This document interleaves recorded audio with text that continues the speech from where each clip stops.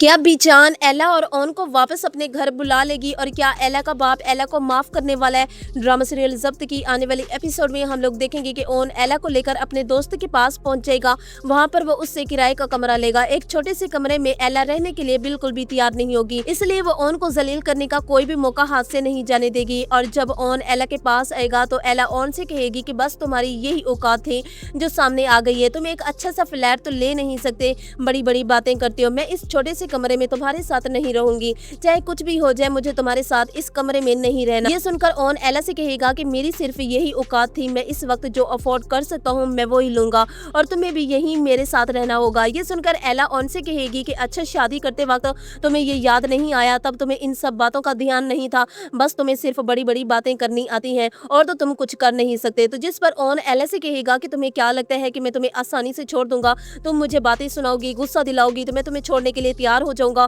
कभी नहीं, तुम्हें यही मेरे पास रहना होगा और बेहतर यही होगा कि तुम इस छोटे से कमरे में रहने की आदत डालो। एला अपने खाने पीने का ख्याल नहीं रख रही होगी, तभी ओन बाहर से एला के लिए खाना लेकर आएगा तो एला अपने कमरे में बिस्तर पर सो रही होगी। जब ओन एला को उठाने के लिए आवाज देगा, जैसे ही वो उसके सर पर हाथ रखेगा तो ओन को मालूम होगा कि एला को बहुत तेज बुखार है। इसके बाद वो एला को डॉक्टर के पास लेकर जाएगा। तो वहीं दूसरी तरफ शम्सा को शदीद गुस्सा होता है। वो साकिब के पास जाती है और उससे कहती है कि आपने एला और ओन को घर से क्यों निकाल दिया। तो जिस पर साकिब शम्सा से कहते हैं कि मैंने जो भी किया है अच्छा किया है, एला और ओन इस घर से दूर रहेंगे तो दोनों के लिए अच्छा है, दोनों एक साथ रहेंगे तो दोनों देखना खुश होंगे, वरना एला यहाँ पर रहकर अपना घर बर्बाद कर देती। और तुम क्या चाहती हो कि मैं अपनी आंखों के सामने अपनी बेटी का घर बर्बाद होता हुआ देखता रहता? तुम तो वैसे भी एला को समझा नहीं सकती, आखिरकार मुझे ही फैसला लेना था और अब तुम मुझे ये नहीं कहोगी कि मैं एला को वापस घर बुला लो। जब साकिब शम्सा की बात मानने से इनकार कर देगा तो शम्सा और जोया बीजान के पास पहुंच जाएंगी। शम्सा बीजान से कहेगी कि साकिब मेरी बात सुनने को तैयार नहीं, एक आप ही हैं जो उसे समझा सकती हैं, आप उसे कहें कि वो ओन और एला को वापस इस घर में बुला ले। पता नहीं एला कैसी होगी और ओन ने पता नहीं एला को कहां पर रखा है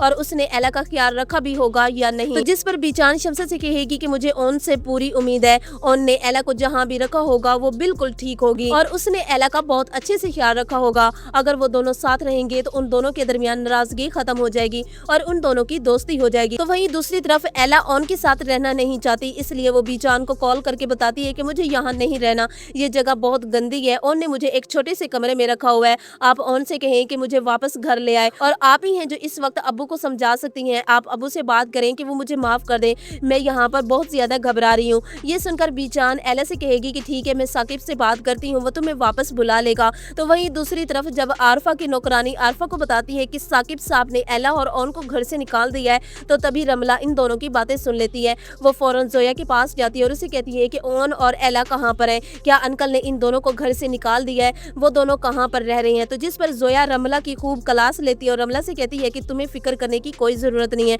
ओन भाई और एला जहाँ भी हैं बिल्कुल ठीक है और वैसे तुम्हें इन सब में दिलचस्पी नहीं रखनी चाहिए, तुम्हें शामी भाई की फिक्र होनी चाहिए, अपना काम से काम रखो। तो व्यूवर्स, आप लोगों को क्या लगता है कि ओन और एला वापस अपने घर आ जाएंगे या नहीं? कमेंट्स में अपनी राय जरूर दीजिएगा।